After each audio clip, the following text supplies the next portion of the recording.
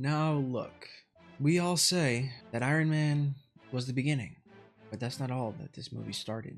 This was the beginning of his mission.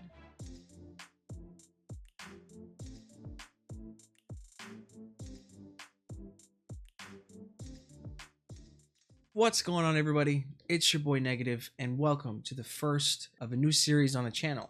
A series that I call The Road to Doomsday. Now, to be clear, these are not revisits, these are not live commentaries, these are not reaction videos. These are going to be videos of my thoughts, reflections, and new opinions after rewatch on these films because, at least for me, I've grown up with these films as they've come out, and I've changed a lot as an adult and a person. So I thought it would be a great idea just to look back and appreciate them for what they were and how they stand the tests of time. So, without further ado, let's jump in to Iron Man. Now, when I first watched Iron Man as a kid, I thought to myself, this was a superhero. Cool suit, charisma. Genius, billionaire, playboy, philanthropist. But as I'm older now, I see a more complicated man, and I see that at the time Jon Favreau was trying to tell a much deeper story, a character arc that goes all the way forward to present day. Iron Man is not just an origin story. To me, Iron Man is a wake-up call and a calling to higher purpose. At the beginning of the film, they make it very clear that Tony Stark is a man who thinks he has it all. He's a man that has a conflated idea of what reality truly is. He's got the fame, he's got the fortune, and a shallow personality. I mean, clearly in the beginning, he's going out to parties, he's skipping out on award ceremonies, and he could not give a damn. It's all about the charisma, it's all about the show. But something that I thought was funny was when Tony's ego was attacked. And what do you say to your other nickname, the Merchant of Death? That's not bad.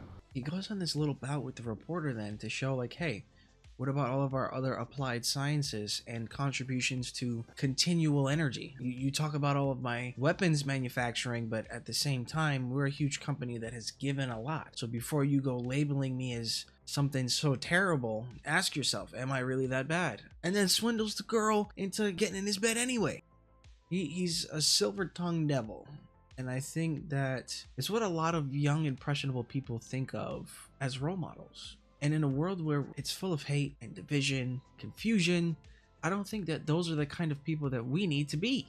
So when Tony's convoy gets attacked after his weapons demonstration with Rhodey and he gets taken hostage, it creates this shock and awe moment, not only for us as viewers, but for Tony himself. He's looking around and he's seeing that all of these weapons are mine. Understanding after taking over your father's company and your entire legacy amounts to your weapons getting in the hands of anybody else other than America, and realizing like I'm bringing the entire world closer to warfare and destruction. I mean, looking back on it, thank goodness that Dr. Yinsen, that guy that everybody forgets about, was in that cave with Tony. Dr. Yinsen saved his life and got Tony to get back on the horse. I don't know about you guys, but if I'm being held captive, no one's coming, all of my weapons are around and being in use, and realizing that I've created this situation,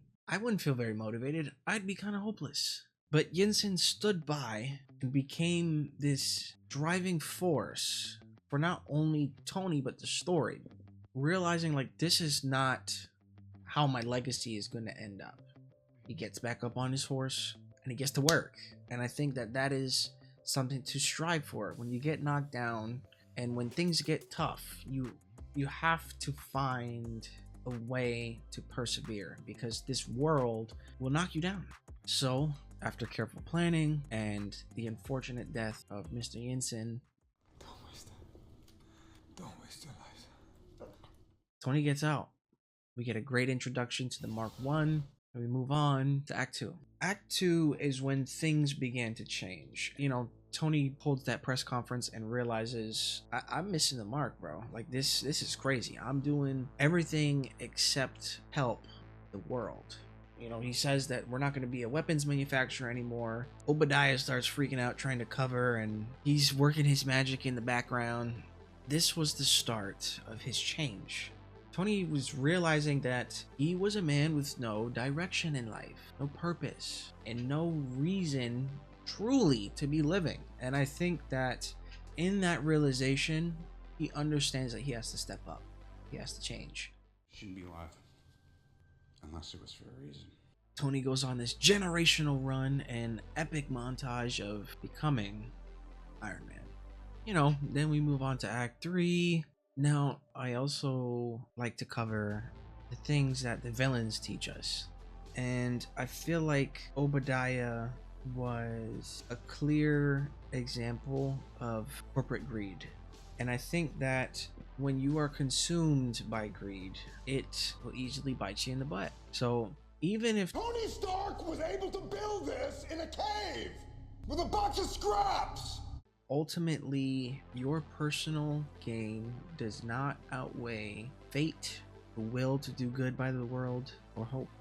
I do feel like there was a better way that they could have either made Obadiah a bit more influential or present in the film. It did kind of feel like a flat reveal towards the end, and he didn't feel very threatening, but I do like how they decided to take that icing problem and use it towards the end. So in every step of the way, Tony was still learning from his mistakes. And so I think that's where they succeeded. He becomes the Ironmonger and he gets bodied by Iron Man. And even in the climax of the battle, Tony is willing to sacrifice himself for the greater good, because at the end of the day, he created this mess. Him and his hubris and his technological ability has created this dangerous situation. So of course he is responsible to fix everything. And that specifically carries over into all of his stories and creates this overarching concept about Tony.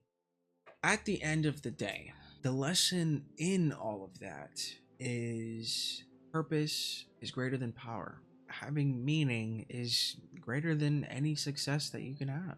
Iron Man was never about the suit. It was about taking control of your life and doing something that matters. Something like that can be extremely hard to deal with. And for some people, it makes them want to run from themselves. Thank you guys for sticking around to the end. If you are looking forward to the next episode with the Incredible Hulk, please leave a like and hit the notification bell so you don't miss out when that video drops. Here in a moment, you should see some links for some other superhero content, like my movie review for Superman. If you have any comments, questions, or concerns, leave them down below. And I hope you enjoy this continuous road to Doomsday. And I will catch you guys next time.